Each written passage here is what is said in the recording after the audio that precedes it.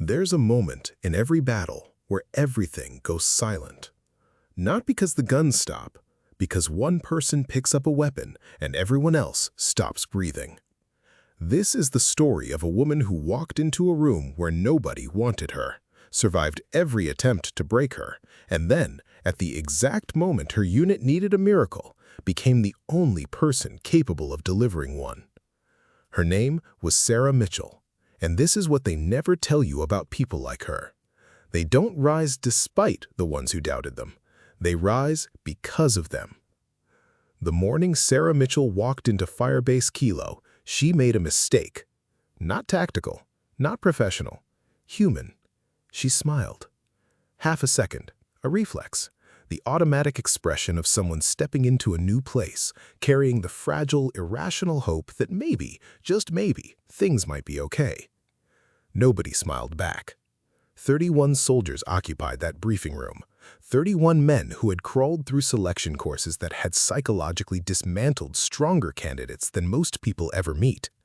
Men who had earned the specific, bone-deep arrogance that only comes from knowing, really knowing from experience, not ego, that they are among the best at what they do. They looked at Sara the way you look at weather you didn't plan for. Not anger, not aggression, something quieter and more damaging than both. Indifference. She felt the smile leave her face. She let it go without chasing it. She found the empty seat in the back corner, the one nobody was sitting near, the one that had been empty so long that it had essentially been reserved for someone nobody expected to arrive. And she sat down. Bag between her feet, eyes forward, back straight. She did not look around for kindness. She had already understood there was none available in this room. The briefing continued as if the door had never opened. Here is what nobody in that room knew about Sara Mitchell, because nobody asked. She had learned to shoot at age 9, rural Montana. A father who was a former Marine and believed with quiet ferocity that a person who couldn't handle a firearm had already decided in advance to be helpless. By 14, she was outscoring men twice her age at the county range. By 17, she had broken 2 regional marksmanship records, not women's records, not age category records, but open records. The kind that carry no qualifier because nobody thought they needed one. She had applied to the military at 18, been rejected twice, not because of anything she did, but because of an administrative error in her paperwork, someone else's mistake. She corrected it herself, both times. No complaint filed, no bitterness expressed, no time wasted being angry at something she could simply fix. She reapplied and was accepted. 4 years in a standard support role. Head down, work exceptional. She built a record that should have opened doors. Marksmanship scores in the top 0.5% nationally, a field commendation for a decision under fire that her commanding officer described in writing as the clearest thinking I have witnessed under direct threat in 11 years of active service. A psychological evaluation that used the word exceptional 3 separate times in a single paragraph. She had requested the transfer to Firebase Kilo herself. 8 months of paperwork, approvals and rejections and appeals and resubmissions, a process designed, whether intentionally or not, to make people give up. She had not given up. She had wanted this room, this unit, this assignment. She had fought to sit in that back corner seat, and every single person in that room had already decided she didn't belong there without knowing a single word of any of that. The first week was precise, disciplined, and completely deniable.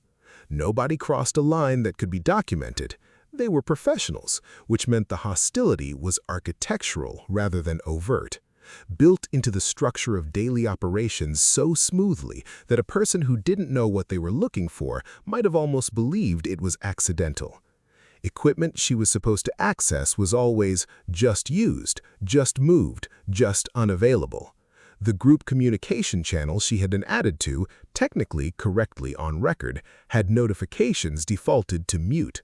Nobody mentioned it. She arrived 11 minutes late to her first full unit drill and walked into 31 pairs of eyes that had already convicted her before she opened her mouth. She fixed the notification settings that night. She started arriving 20 minutes early to everything. She began quietly mapping the unit the way she would map unfamiliar terrain, identifying the real power structures beneath the official ones, locating the unspoken rules, finding every gap between what was supposed to happen and what actually did. All of it went into the small dark green notebook she kept in her left breast pocket. Names, patterns, schedules, gaps. Because Sara Mitchell had understood something at a very young age that most people only learn after their first real defeat. The person who pays the most attention almost always outlasts the person who makes the most noise. The noise, in this case, had a name. Corporal Danny Rains. 26. Exceptional field record. The particular brand of effortless confidence that belongs exclusively to people who have never once been the least powerful person in any room they've entered. He had a gift, and it genuinely was a kind of gift in the way that all precision instruments are, for delivering cruelty at exactly the volume a superior officer couldn't quite officially register. Day 4. 3 feet behind Sara, talking to another soldier with the casual tone of someone discussing the weather. Honestly, I feel bad for her. It's not her fault. Someone up the chain made a call they shouldn't have made, and now she has to live with it. She doesn't fit here. Anyone can see that. I give her 6 weeks, maybe less. Eventually, she'll figure it out and go back to wherever she actually belongs. Sara's hands were field-stripping her rifle when the words reached her. They did not stop moving. Her expression did not shift. Each component came apart with the quiet, unhurried efficiency of someone who has performed this action so many thousands of times that her hands no longer needed her mind's permission to do it correctly. She reached into her breast pocket, opened the notebook, wrote 3 words without looking down. Rains, 6 weeks.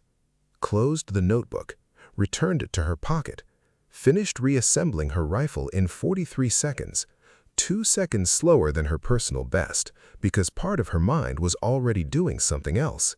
It was calculating. Captain Reeves called her into his office on the last day of that first week.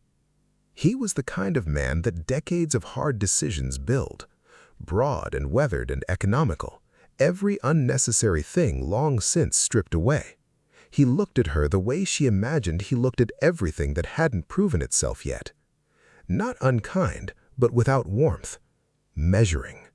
Patient in the way that people who have learned to wait for evidence are patient. Why are you here, Mitchell? No welcome, no pleasantries, just the question that lived underneath all the other questions, delivered clean and direct, the way a blade is direct. She met his eyes. Because I'm the best option you have for the Halverson operation, sir. One beat of silence, deliberate and controlled. You just don't know it yet. The clock on his wall marked 4 full seconds of quiet. Then Reeves looked back down at his desk. Not with dismissal, with the specific, subtle adjustment of a man quietly updating a calculation he thought was already finished. Dismissed. She turned, walked out, pulled the door closed behind her with a sound like a period at the end of a sentence. In the hallway, she stood still for exactly 3 seconds, let the full weight of what she had just said to her commanding officer, at the end of her worst week, in a place where nobody believed she should exist, settle through her completely. Then she straightened, reached into her left breast pocket, opened the notebook to the page with Rain's name on it, crossed out what she had written, wrote 4 words underneath. They won't see me coming. She closed the notebook, put it away, and walked back out into the compound, back toward 31 men who had already decided her story was over before it began. None of them noticed her smile this time. It was a different kind of smile entirely. There is a specific kind of exhaustion that has nothing to do with your body. Your muscles can recover overnight. Your lungs find their rhythm again by morning. Your legs, no matter how destroyed they feel at the end of a 14-mile ruck, will carry you again the next day. But the exhaustion that comes from walking into the same hostile room every single day and choosing consciously, deliberately, at a cost nobody sees, not to break, that kind doesn't wash off in the shower. That kind accumulates. And by the beginning of her 3rd week at Firebase Kilo, Sara Mitchell was carrying more of it than anyone around her knew. The physical training was not the problem. Sara had expected it to be brutal, and it was. 5:30 wake-ups, 2-mile warm-up runs that the unit treated as casual warm-ups but would have destroyed most people as standalone workouts, followed by hours of tactical drills, weapons qualification, hand-to-hand combat training, and load-bearing exercises that were specifically designed to find the exact threshold where a human being stops functioning and then push past it. She kept up. Not just kept up, matched, sometimes exceeded. On the 3rd day of the 2nd week, during a timed obstacle course that the unit ran monthly to benchmark conditioning, she finished 4th overall. Nobody said anything. That was the thing she was beginning to understand about this particular form of resistance. It was not going to crack under evidence. A man who has decided you don't belong somewhere does not update that belief simply because you perform well. He finds another explanation. She got lucky. The course was easier this time. She must have run it before and memorized the layout. The goalposts simply move. She had watched it happen in real time, watched Rains clock her finish time, watched something flicker across his face, watched him turn to the soldier beside him and say something she couldn't hear but could read in the shape of his expression. Doesn't count. She wrote that in her notebook too. Not his words, her observation. Evidence alone will never be enough. It has to be undeniable. It has to be the kind of performance that leaves no available explanation except the true one. She underlined it twice. The combat training sessions were where it got complicated. Hand-to-hand work required a partner. Partners were assigned by rotation, a system that should have been neutral but had, through small and untraceable adjustments, been arranged so that Sara consistently drew the largest, most aggressive partners available. She understood what was happening. She was meant to be visibly outmatched, meant to eat mat repeatedly in front of the full unit until the accumulated image of her being physically overwhelmed became the story everyone told themselves about her. First session, she was paired with a soldier named Kowalski, 6'2", 220 pounds, with the kind of grip strength that came from years of climbing and carrying. He didn't go easy on her. She hadn't expected him to and wouldn't have wanted him to. He took her down 4 times in the first 3 minutes. She got up all 4 times. What she was doing while she was getting up was studying him. Every takedown taught her something. His weight distribution, his dominant side, the half-second hesitation he had before committing to a left-side drive. By the 4th round, she wasn't just absorbing what he was doing to her, she was building a map of him. Round 5, she used it. He came in with the left-side drive she had been waiting for. She didn't try to match his strength. That was a losing equation, and she had never been interested in losing equations. She redirected it, used his momentum as her own resource, and put him on the mat in a move that was over before anyone watching fully registered it had begun. The room went quiet. Kowalski lay on the mat for a moment, genuinely surprised, not humiliated, not angry, but the specific expression of a person who has just been shown something they didn't expect. He got up, looked at her with something that wasn't quite respect yet, but was at least its precursor, and nodded once. She nodded back. In her peripheral vision, she could see Rains, arms crossed, jaw tight, recalibrating. She did not look at him directly. She had learned that giving someone the satisfaction of your attention was its own kind of concession. But the nights were honest in a way the days couldn't afford to be. At 0:30, when the compound was quiet and 31 other soldiers were asleep, Sara sat on the edge of her bunk with her notebook open on her knee and let herself feel the full, unfiltered weight of what she was actually doing here. It was heavier than she had expected. Not the physical demands, not the professional challenges. Those she had trained for, planned for, built herself for over years of deliberate preparation. It was the loneliness. The specific, surgical loneliness of being surrounded by people and having not one of them see you, actually see you, as a complete person with a history and a capacity and a reason for being there. She was visible only as a problem to be solved, an anomaly to be explained, an inconvenience to be waited out. There were moments, she would not pretend otherwise, not even in her own private thoughts, where the question surfaced, is this worth it? She always sat with that question honestly. She didn't dismiss it, didn't suppress it, didn't perform toughness at herself in the privacy of her own mind. She let it breathe. And then she thought about the Halverson operation, about what she knew of it from the fragments she had been able to piece together. A long-range precision element, a window measured in seconds, conditions that would require the specific combination of skills she had spent her entire adult life building. She thought about the fact that nobody else in this unit had her particular numbers. Nobody else had trained for the specific scenario this mission was going to require. She had read enough of the available briefing material to understand that, with a clarity nobody had bothered to share with her directly. She was not here to be liked. She was here because when the moment came, and the moment was coming, she could feel it the way you feel a change in weather. She was going to be the only person in this unit capable of doing what needed to be done. That answer was always enough. She would close the notebook, set her alarm for 5:15, 15 minutes before the unit's official wake-up, and sleep the clean, untroubled sleep of someone who has made their decision and has no interest in revisiting it. It was near the end of week 3 that something shifted. Small, almost invisible, the kind of shift that doesn't announce itself. It came from an unexpected direction, not Reeves, not any of the senior soldiers, but from a quiet, watchful corporal named Ellis who had said approximately 40 words to Sara in 3 weeks and observed everything with the careful attention of someone who was always running calculations nobody else could see. He fell into step beside her after a morning run, said nothing for 30 seconds. Then, "Your split on the back quarter was faster than Rain's today." He said it the way you report weather, factual, unemotional.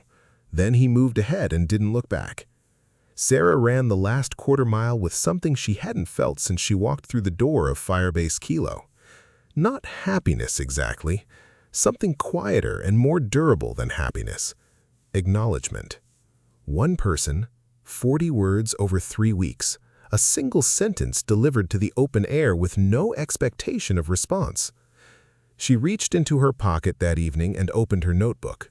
She wrote Ellis's name, not as a threat, not as an observation to be used, just his name, alone on a line. Because in a place that had been entirely dark, he had struck exactly one match. And Sara Mitchell had learned long ago that one match in the right hands is all it takes. Everyone has a number, not a limit. People use that word too loosely. Apply it to moments that are uncomfortable rather than genuinely unbearable. A limit is something you bump against and back away from. A number is different. A number is the specific, precise point where the accumulated weight of everything you have been carrying finally exceeds what the human architecture was designed to hold. Sara Mitchell had always believed she didn't have one. She found out, on a Tuesday night in the 4th week at Firebase Kilo, that she was wrong. It started with the mission briefing she wasn't supposed to hear. She had come back early from a solo range session. Wind conditions had shifted, making the long-distance work she had planned technically unproductive, and Sara did not believe in spending time on things that weren't producing data. She was moving through the corridor toward her quarters when she heard voices from the operations room. The door was 3/4 closed. She wasn't trying to listen, but then she heard her name. She stopped. Reeves. And someone else. A senior officer she recognized as Major Hollis, who had visited the base twice since her arrival and looked at her both times the way people look at something they're considering returning. Mitchell's numbers are exceptional. Reeves. Measured, as always. Her numbers aren't the question. Hollis. Flat and certain. The voice of someone who has already reached a conclusion and is now simply explaining it. The question is unit cohesion. She's a disruption. Every hour this unit spends managing the friction she creates is an hour they're not mission ready. A pause. She's not creating the friction, Reeves said. Functionally, it doesn't matter who's creating it. It exists because she's there. Remove the variable, remove the problem. Another pause. Longer this time. She requested this posting herself, Reeves said. 8 months of paperwork. I'm aware of that. It's noted in her file. It doesn't change the operational reality. The sound of a chair shifting. I'm not making a final decision tonight, but I want you thinking about a managed transition, something that doesn't look like what it is. Footsteps moving toward the door. Sara stepped back around the corner and stood completely still in the dark hallway while Major Hollis walked past without seeing her. She stood there for a long time after his footsteps faded. Remove the variable. She had been called many things in her career, quietly, indirectly, in the careful language that people use when they want to wound without leaving marks. But she had never been reduced to a variable before, something without agency or interior life, something that existed only in relation to the disruption it caused by existing. She walked to her quarters, sat on the edge of her bunk, did not open her notebook. That was how she knew it was serious. The notebook stayed closed. The notebook was her instrument for converting difficulty into information, threat into strategy, pain into data that could be used. As long as she was writing in it, she was still in the mode of someone who believed that understanding a problem was the first step towards solving it. But sitting in that dark room, listening to the compound settle into nighttime quiet around her, she couldn't locate the problem-solving part of herself. All she could locate was the exhaustion. 4 weeks, 28 days of arriving first and leaving last, 28 days of performing at a level that should have been impossible to ignore and watching it be ignored anyway. 28 days of eating alone, of conversations that stopped when she entered rooms, of having her presence treated as a malfunction in a system that had been working fine before she arrived.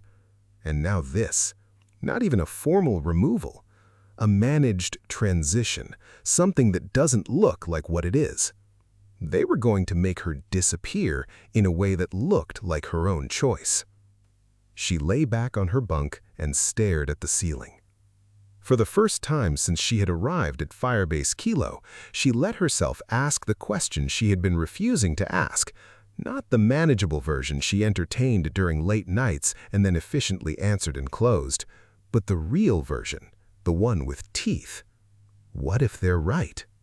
Not about her capability. She was not confused about her capability. The numbers were the numbers, and she trusted them absolutely.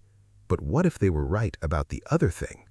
What if her presence here, regardless of what she could do, regardless of what she had built herself into over years of deliberate, relentless work, what if it was genuinely, structurally impossible? What if the system was simply not designed to hold someone like her, and no amount of individual excellence was ever going to change that? What if the problem wasn't that they couldn't see her? What if they could see her perfectly and had decided anyway? She closed her eyes. Outside, the wind moved across the compound. Somewhere distant, a door latched. The ordinary sounds of a place that was everyone else's home and nobody had offered to make hers. She slept badly and woke before her alarm. In the morning, Ellis found her at the range. She had been there since 5, alone, working through a series of distant shots in low-light conditions because the work was the one place where none of the rest of it existed, where she was not a variable or a disruption or a managed transition, but simply a person and a rifle and a distance and a wind. Ellis didn't say anything immediately. He watched her take 3 shots, then, "You're compensating left." She lowered the rifle, looked at him. "Wind shifted 4 minutes ago," she said. "I'm accounting for it." He was quiet for a moment, then he looked through his own scope toward the target. "Huh," he said. He sat down on the equipment case behind her, not leaving, not explaining himself, just present, in the particular way of someone who has decided to be somewhere without making a performance of the decision. She raised her rifle again. They stayed like that for 40 minutes, her shooting, him watching, neither of them talking about anything that mattered, which somehow made it the most honest 40 minutes she had spent at Firebase Kilo. When she finally lowered the rifle for the last time, she said, "They're going to try to move me out." Ellis didn't react with surprise. He nodded slowly, the way people nod when they're confirming something they already knew. "Hollis," he said, not a question. "Yes." Another silence. Then Ellis looked at her with the direct, evaluating attention he usually kept carefully concealed behind his habitual quietness. "The Halverson window opens in 18 days, he said. She looked at him. "Reeves knows what you are," Ellis continued, each word placed with the deliberate care of someone who doesn't speak unless the words are worth the air they cost. "Hollis sees a problem. Reeves sees an asset. Right now, Hollis is louder." He paused. "That can change." "How?" Ellis stood up, picked up his gear. "Stop trying to prove you belong here," he said. "Start making it impossible for this unit to function without you." He walked away before she could respond. Sara stood at the range alone, wind moving across the open ground, the morning light arriving gray and flat across the hills. She reached into her left breast pocket, opened the notebook for the first time since the night before, turned to a clean page. At the top she wrote one line, not a name, not an observation, but something closer to a declaration. "Stop surviving. Start becoming indispensable." She read it once. Then she picked up her rifle, turned back toward the target, and got to work. The briefing came on a Thursday morning. No warning, no buildup. Reeves walked into the operations room at 0600, put a classified folder on the table, and said 4 words that changed the temperature of every person in the room. "Halverson is a go."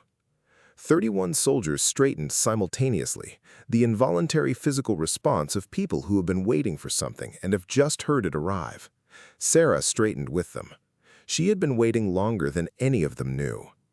Reeves opened the folder. The Halverson operation had existed as a rumor inside Firebase Kilo for 8 months before Sara arrived, whispered in the way that high-stakes missions get whispered when soldiers know something significant is being planned, but don't yet know the shape of it. By the time Sara had pieced together enough fragments to understand its basic architecture, she had already understood why she had been transferred here. The mission objective was the extraction of a compromised intelligence asset, a man named Darius Holt, a civilian contractor who had spent 3 years embedded inside a regional criminal network that had direct connections to weapons trafficking operations affecting 3 active theaters. Holt had made contact 6 weeks ago. His cover was deteriorating. The window for extraction was narrow. The environment was hostile, and the entire operation hinged on a single critical element that most extraction missions didn't require: a precision long-range shot, not to kill, to disable, specifically to neutralize a communications array positioned on a ridgeline approximately 740 meters from the extraction point, a shot that needed to be taken in low-light conditions, accounting for significant elevation change and unpredictable wind patterns, through a window of exposure that the mission planners had calculated at between 8 and 12 seconds. 8 to 12 seconds. At 740 meters, in the dark. Sara had run the numbers the first time she understood the mission parameters. She had run them again and again. Not because she doubted the math, she didn't, but because she wanted to know them the way she knew her own heartbeat. Automatic, unquestionable, available without effort in the moment when effort would need to go elsewhere. She was the only person at Firebase Kilo whose documented performance made that shot a reasonable operational assumption rather than a desperate hope. Reeves knew it. Ellis knew it. And as Sara watched Rains absorb the mission briefing across the table, she could see the exact moment he knew it too. A brief, controlled tightening around his eyes, gone almost before it arrived, the expression of a man updating an equation he had been confident about and finding the answer had changed. "Primary shooter," Reeves said, and looked directly at Sara. "Mitchell." The room did not erupt. These were disciplined soldiers, and disciplined soldiers do not erupt. But the silence that followed had a texture to it, dense and loaded, and full of things nobody was going to say out loud in an operations briefing. Rains said nothing.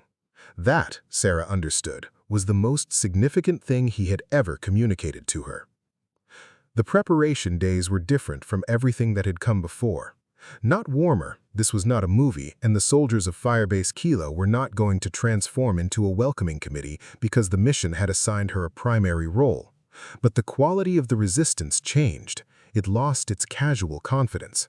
What replaced it was something Sara found, if anything, more useful.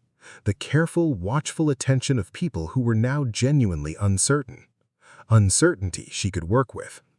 She spent every available hour at the range. Morning, midday, last light. Whenever the schedule created space, she was there. She ran the shot from every variable she could simulate. Different light conditions, different wind readings, different physical states of exhaustion to account for whatever the mission itself would put her through before she reached the moment that mattered. Ellis came to the range on the second preparation day, then the third. He didn't offer coaching, she didn't need it, and he knew that. He came the way he had come that morning after the night she almost broke. Simply present, without performance, a one-man argument against the idea that she was entirely alone in this. On the fourth day, someone else came. She was mid-session, tracking a target at 600 meters when she became aware of another presence behind her. She finished the shot, always finished the shot, then lowered the rifle and turned. Kowalski, the soldier who had put her on the mat 4 times in their first combat training session, the one she had reversed on the 5th round. He was holding 2 cups of coffee with the slightly awkward body language of a large man doing something he hasn't done before and isn't sure he's doing correctly. He held one out. She took it. He nodded at the target downrange. What's the actual distance on Halverson? 740. Elevation drop of approximately 60 feet. Low light. He absorbed this, drank his coffee. You've made that shot before? In training. Controlled conditions. She paused. 782 once. Night exercise. Wind was worse. Kowalski looked at the target for a long moment. Then he looked at her with the expression of someone who has finished a calculation and is willing to trust the result. Okay, he said. Just that. One word. He finished his coffee, set the cup down on the equipment case, and walked back toward the compound. Sara watched him go.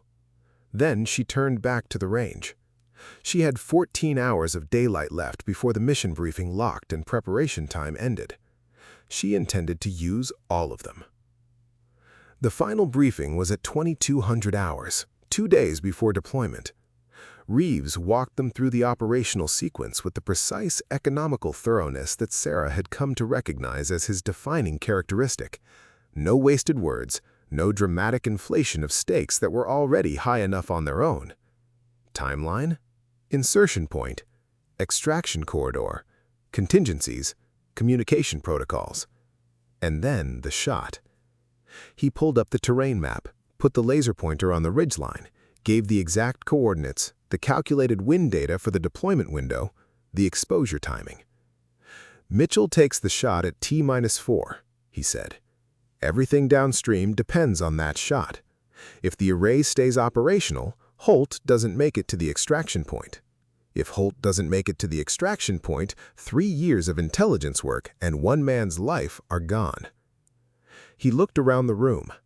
Questions about the primary element. Silence. Then Rain spoke. Not with hostility, not with the careful, deniable contempt she had cataloged in her notebook across 4 weeks of accumulated small cruelties. He spoke with the flat, operational directness of a soldier who has set aside everything that isn't relevant to coming home alive. "What do you need from us?" he asked. He was looking at Sara. The room was very quiet. Sara held his gaze for exactly 1 second, long enough to register the question, short enough not to make anything of it she didn't need to make, and answered him with the same operational directness. 30 seconds of clean silence on the comm channel before I take the shot. No movement on the southern approach until I confirm. And someone needs to watch my left flank. I'll be focused downrange, and I can't cover it myself. Rains nodded. I've got your left flank. She held his gaze 1 moment longer. Thank you, she said. No weight on it, no history. Just two words that meant exactly what they said, and nothing more complicated than that. Reeves closed the briefing folder. Wheels up at 0300. Get some sleep. Nobody moved immediately. The specific paralysis of people about to walk towards something real, taking one last moment inside the safety of a room with walls and electric light and the illusion of control. Then, one by one, they stood. Sara was the last to leave. She sat alone at the briefing table for 90 seconds after the room had emptied, not from hesitation, but from the deliberate habit she had built over years of high-pressure situations. Find the stillness before the noise begins, because once it begins, stillness becomes a resource you have to fight for. She put her hand in her left breast pocket, felt the notebook without taking it out. She had nothing left to write in it. Everything that mattered now existed beyond the range of words. She stood up, pushed in her chair, and walked out toward the dark. The hills were black and completely silent, not the comfortable silence of a place at rest, the loaded, pressurized silence of a place holding its breath. The kind of silence that only exists when something is about to happen and the landscape itself seems to know it. Sara had been in position for 47 minutes, prone, rifle settled, cheek welded to stock with the practiced intimacy of someone for whom this particular contact, jaw to weapon, eye to scope, was as natural and as automatic as breathing. She had found her position in the dark by feel and by memory, the way you find a light switch in your own home at 3 in the morning, not by seeing, but by knowing. The target was 738 meters away, 2 meters closer than the briefing estimate. She had noted it the moment she ranged it, made the adjustment, filed it, moved on. In the field, the plan is always approximate. The shooter is the correction mechanism. Wind, 7 knots, left to right, with a subtle variable component that had been shifting in 2 to 3 knot pulses every 4 to 6 minutes since she had arrived. She had been tracking it with the focused patience of someone who understands that wind is not an obstacle, it is information, and information, managed correctly, becomes advantage. Her heartbeat was 44 beats per minute. She knew this not from a monitor, but from experience, from years of learning her own body under pressure the way a pilot learns an aircraft, understanding every instrument, every tendency, every way the system behaves when the stakes go up. 44 was good. 44 meant she was present without being tense, calm without being disengaged. She was ready. The question was whether the mission was. In her earpiece, the operational picture arrived in fragments. The insertion had gone clean. 12 soldiers moving through the dark in 2 teams, one pushing toward the extraction corridor where Darius Holt was supposed to be waiting, one establishing a perimeter on the northern approach. Sara was the outrider, positioned 600 meters from the nearest friendly, alone on a hillside with a rifle and a window that the mission planners had calculated at 8 to 12 seconds. 8 to 12 seconds to find, acquire, and neutralize a communications array the size of a large suitcase, positioned in partial cover on a ridgeline, operated by people who would immediately understand what was happening the moment anything went wrong. Team 2 at waypoint, came Ellis's voice in her ear, low and controlled. Holt is not at the primary position. A pause that lasted 4 seconds, long enough for Sara to feel the mission's weight shift. Expanding search to secondary. Ellis again, still controlled, the voice of someone managing alarm rather than feeling it. Stand by. Sara did not move. This was the part of high-stakes operations that nobody fully prepares you for, not the action, but the waiting inside the action. The moments where the plan is visibly fraying and your specific role has not yet arrived and everything in your body is demanding you do something, and the correct answer is to be absolutely still. She tracked the wind, adjusted fractionally, tracked it again. Contact. A different voice. Kowalski on the northern perimeter. 2 personnel, Eastern Ridge, 200 meters from the array, armed. Hold position. Reeves, immediate and flat. Do not engage. Mitchell, timeline just moved. Array needs in the next 90 seconds or we lose the window. Understood. Sara said. She had not taken her eye from the scope. The array was partially visible. That was the problem she had been aware of since she ranged it. A section of the antenna housing was obscured by a rock formation that hadn't shown clearly on the terrain maps, which meant her viable target surface was approximately 60% of what the briefing had assumed. 60% was enough. She had known it was enough the moment she saw it, but it required precision that left no margin. The shot needed to enter at a specific angle, strike a specific component, and deliver enough energy transfer to disable rather than simply damage, because a damaged array might still transmit, and transmission was the thing that killed this mission and everyone in it. She had run this exact calculation in her head approximately 200 times over the previous 4 days. She ran it one more time now. The answer was the same. She could make this shot. Sara, Ellis's voice, just her name. But the way he said it carried everything. Holt had been found, the team was moving, the clock was real and it was running. Moving to extraction, T-minus 60, array needs to go. 60 seconds. Sara exhaled slowly, half breath out, stop. The body's natural pause between exhale and inhale, the stillest moment in the human respiratory cycle. The fraction of a second where everything stops moving and the only thing that exists is the crosshair and the target and the arithmetic of wind and distance and angle that she had been doing her entire life. She found the pause, lived inside it, and felt, before she consciously registered it, the wind drop, not stop, drop, from 7 knots to approximately 3, the variable pulse bottoming out in the trough between cycles, a window inside the window. 2 seconds, maybe 3, where the air between her and the target was as close to cooperative as it was going to get tonight. Now, the trigger broke. The rifle moved. She managed it, absorbed the recoil, stayed with the scope, tracked the impact zone. The array dropped. Not dramatically, not cinematically. It simply ceased to be upright, a clean mechanical failure, the antenna housing collapsing sideways, and then stillness where there had been a target. She worked the bolt, reacquired, confirmed.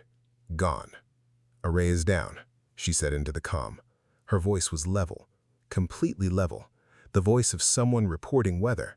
A half-second of silence on the channel. Then Reeves, confirmed visual, good shot, all teams move to extraction. The channel filled with movement, footsteps, breathing, the controlled urgency of people executing the portion of the plan that the shot had made possible. Sara stayed in position, rifle still up, scanning. Her job wasn't finished when the trigger broke. Her job was finished when everyone was clear. She scanned the eastern ridge.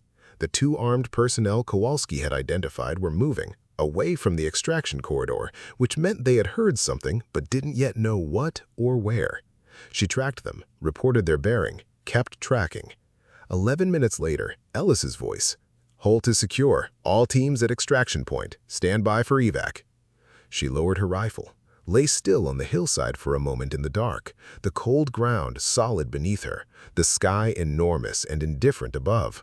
She became aware, slowly, that her hands were trembling. Not from fear, not from adrenaline exactly, or not only from adrenaline, from something more specific and harder to name. The physical expression of a person who has been holding something very large and very tightly for a very long time and has just, for the first time, been able to set it down. She pressed her palms flat against the ground, felt the earth, solid, real, present. She thought about a Tuesday night 4 weeks ago when she had lain on a bunk in the dark and heard herself ask for the first and only time whether any of this was worth it. She thought about Ellis and his single match. She thought about Kowalski and 2 cups of coffee and one word, okay, delivered with the weight of a much longer sentence. She thought about her notebook sitting in her breast pocket and the last thing she had written in it. Stop surviving, start becoming indispensable. She got to her feet, slung her rifle, began moving through the dark toward the extraction point, toward the unit, toward the 31 men who had needed something tonight that only she could give them. Behind her, 738 meters away on a dark ridgeline, the collapsed array sat silent and still. The mission was alive because of one shot. The shot had been possible because of everything that came before it. And everything that came before it, every morning she had arrived first, Every night she had stayed last, every moment she had chosen not to break, when breaking would have been so much easier. All of it had been leading, with the straight and patient logic of a well-calculated trajectory, to this exact hillside, this exact wind, this exact moment. Sara Mitchell walked through the dark and did not look back. There was nothing behind her that she needed anymore. Nobody said anything on the helicopter. That was the first thing Sara noticed. The quality of the silence on the return flight. It was different from every other silence she had experienced at Firebase Kilo. Those silences had been exclusionary, built from 31 people agreeing without discussion to occupy a space in a way that left no room for her. This silence included her. She was part of it, woven into it.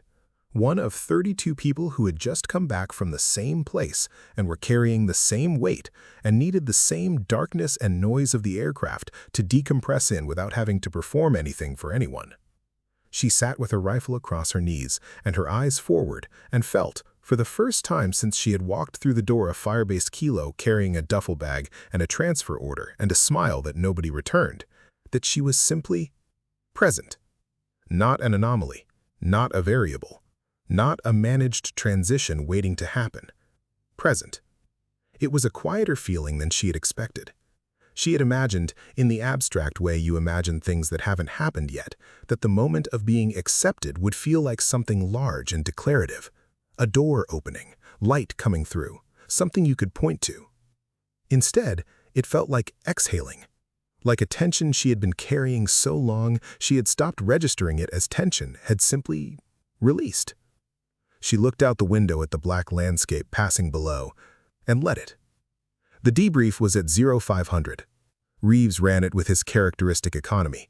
Operational sequence, timeline, what went according to plan, what didn't, what the deviations cost, what they didn't.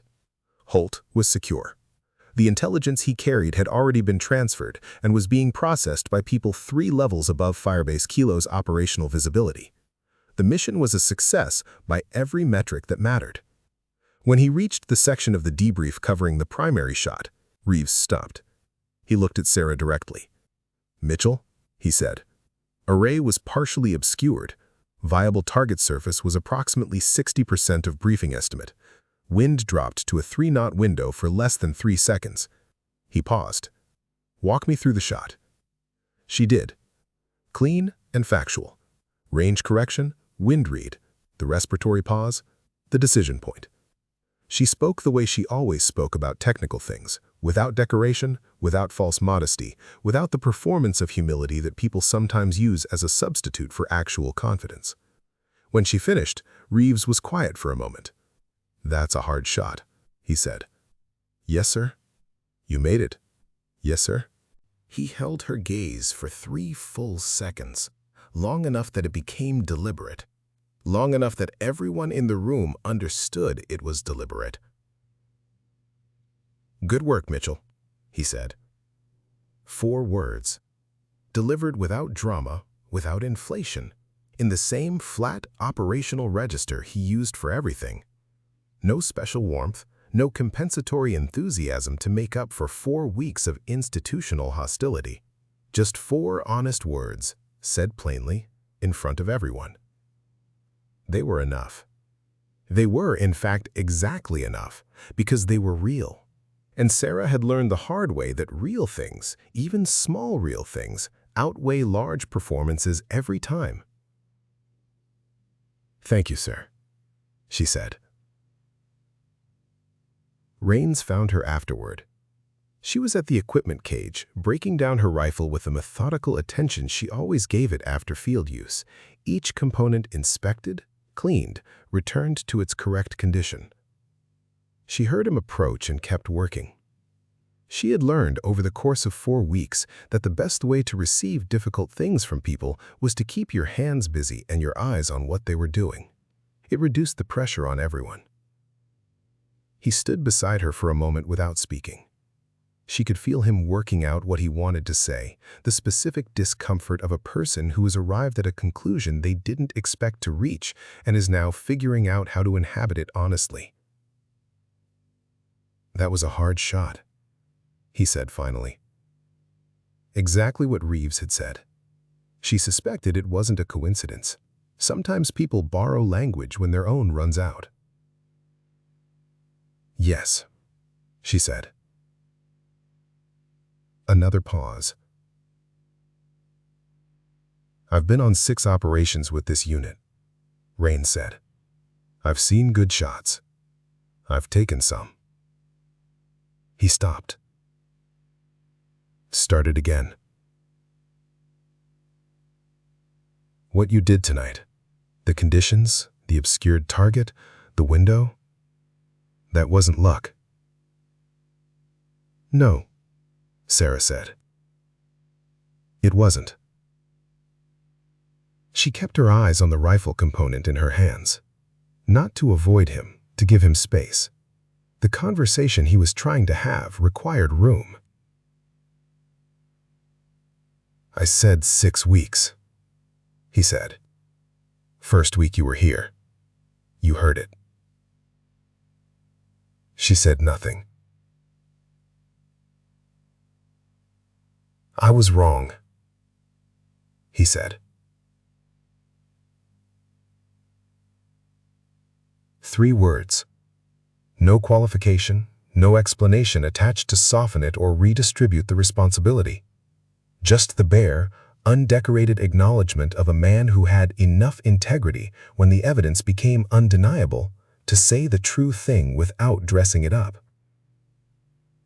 Sara set down the component she was holding, turned and looked at him directly for the first time in this conversation. "I know," she said. Not, "it's okay," not, "don't worry about it," not the reflexive social absolution that people offer to make the other person feel better at the cost of their own honesty.